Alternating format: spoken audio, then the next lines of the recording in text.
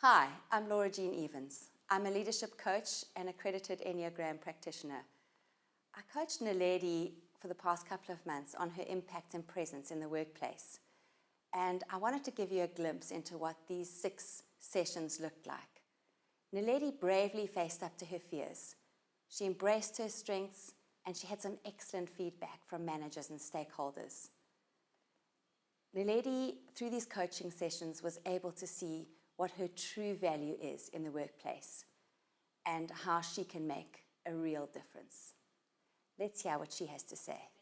2 of the most powerful moments in our coaching was firstly when looking at your fears and underlying motivations and attitude, you said that you felt seen, heard, understood and valued. And secondly, it's when I saw you embrace who you are and your strengths and step up into a new level of confidence and present your work with ambition and authority. Tell us about what that coaching journey felt like for you. So first and foremost, what I loved about this coaching was the fact that it was tailor-made for me. It wasn't a generic approach. It wasn't a one-size-fits-all. So with the feedback that I received, it was directed at me. So I could use the strengths to leverage on my impact on the workplace, and I could work on my weaknesses. It was very focused, and it gave me leaning points on how I can use my strengths to better my input in the workplace. Tell us about how you feel about managing conflict and about being more assertive, about saying no and enforcing boundaries.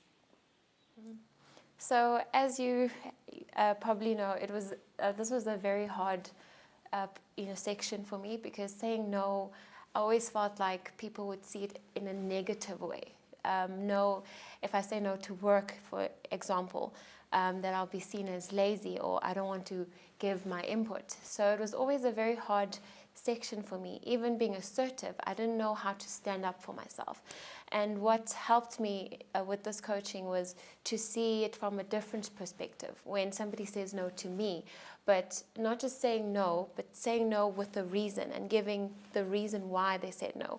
So how I took that into my own life is that I should just give people a little bit of a background of why I'm saying no. Saying no is not the end of the world.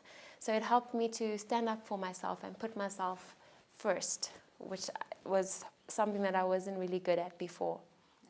Why do you believe it's important for businessmen and women to pay attention to their emotions and their language when leading others? So I believe the way we act and how we speak to people plays a big part in the rapport that we build with them. And it's very important in the business world to build rapport with our colleagues. And so the way you speak to your colleagues should reflect how you feel about them. So I feel it's very important, because we don't work in silos in the business world. We work in teams. So if you build that rapport, it's easier to work with people. It's easier to understand people and why they do the things that they do and how they do the things that they do. So it helped me a lot to understand my fellow colleagues and to put myself, to put myself into their shoes. That's great insight, Naledi. And you had some incredible feedback as well. You had a key presentation that you delivered to stakeholders, and we worked on this in the coaching. Tell me about how you felt in that presentation. Did anything change for you? And what did you think when you received the feedback? So growing up, I had a stutter. So before coming into this presentation, I always had that coming and holding me back, because I would always go back into how I used to present before. So whenever I had a presentation coming up for stakeholders, it was always a dread for me. So after this presentation, it helped me to realize that I do have it, in myself, and I just need to reach into my strengths and leverage on that. Going through this, coaching session, it showed me that I do have it in me, and after having those sessions with you, I could see myself, and I watched myself present, and I just had to believe in myself. I think where it starts is first believing in yourself and practicing. You can do anything. So after the coaching sessions, I feel confident. I'm not nervous to present anymore. I trust in my ability. That's valuable and honest. And how do you believe that a change in the way you see yourself and others will impact the way that you lead in the future? It will help me a lot with my stakeholders, because before presenting, I was thinking about what I need to, communicate to the team. I don't understand what does the team want to hear.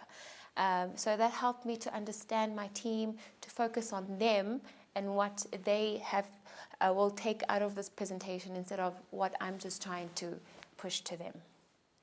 Naledi, I just want to say thanks for coming. Thanks for being vulnerable and for sharing your story. I really enjoyed every moment that we spent together, and I really do believe that you're going to make an incredible impact in the workplace and beyond. Have you ever dared to ask someone how they've experienced something that you've said or done? It's a brave question to ask. How much of a difference will the answer mean to you?